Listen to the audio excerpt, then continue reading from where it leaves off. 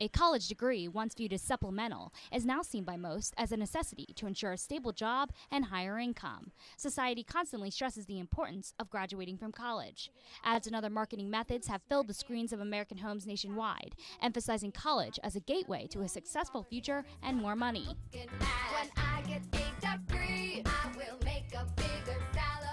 Recently, states have cut funding for public colleges and universities as a way to balance their budgets. But we need to open the discussion about how best to finance higher education in this state. It is clear we need to have a thorough, public, and candid conversation about how best to deal with the spiraling cost and our own obligations. Pennsylvania State Governor Tom Corbett has proposed a 30% cut in funding to state-related universities, but students at Temple, Pitt, Penn State, and Lincoln have declared they're not going down without a fight. When rumors of the proposed cut surfaced, students rallied at Harrisburg to show the importance of funding for public universities. Are you listening? Can you hear us?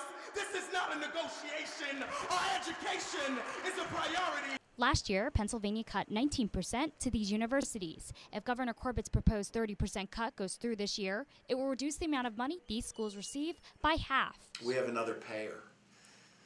You know, we basically have students that pay tuition. So if they cut us, and it means that, you know, we're just going to increase tuition another couple percent, you know, that's an easy solution. Republican Governor Corbett made a campaign pledge to not raise or create new taxes. He has held true to his word, and since the state is in desperate need to balance the budget, Corbett claims cuts need to be made somewhere. The governor and the legislature says that they don't want to have a tax increase, but cutting higher education at the levels that were proposed would result in a tuition increase. So it's one or the other. Clearly, if tuition continues to rise, then, I mean, there becomes a price point where students can't afford it or they take time off to work. And I mean, that's one of the things that Temple has classically had, is that our students work while they're going to school, which then extends your time till graduation. But the problem may lead out of the classroom and onto the streets. One state senator says less funding for public universities may have an impact on society. You know, look, when people don't have an education, they wind up resorting to doing other things, most of them negative, all right? And, you know, we've got to, so when they do something negative, the state's got to pick up the cost for that, whether it's incarceration or whatever. The state will have to pick up the cost for that. That's not a good way to spend our money. Why should we spend our money on jails when we should be spending our money for classrooms? What sense does that make?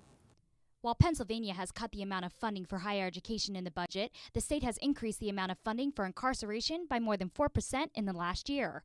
Pennsylvania is one of the top 3 states to increase spending on corrections.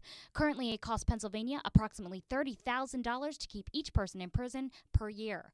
That's more than it costs to send a person to any of these Pennsylvania state-related universities.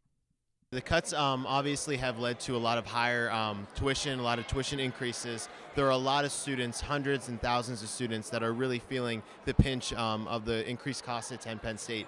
Students, we hear every day, are unable to return to school from semester to semester. They're working almost full time to try to cover the costs to attend Penn State.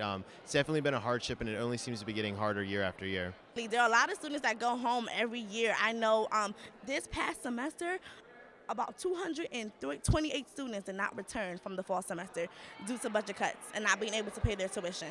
Adding to the school's concerns are their low endowments. Unlike private universities in the state, such as Penn and Drexel, publicly related universities have a fraction of the endowment money.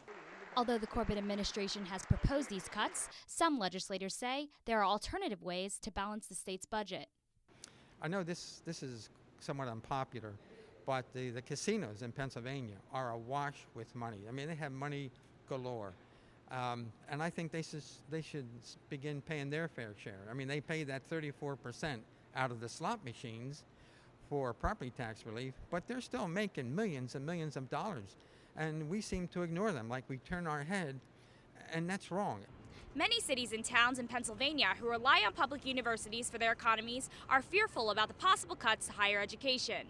Big college towns like Philadelphia could see an increase in unemployment as universities lay off staff in order to adapt to reduced funding. Ultimately, the General Assembly will not vote or make a decision on the matter until June. For now, the future of higher education in Pennsylvania remains up in the air. In Center City, Philadelphia, I'm Abby Rozier for Crossroads.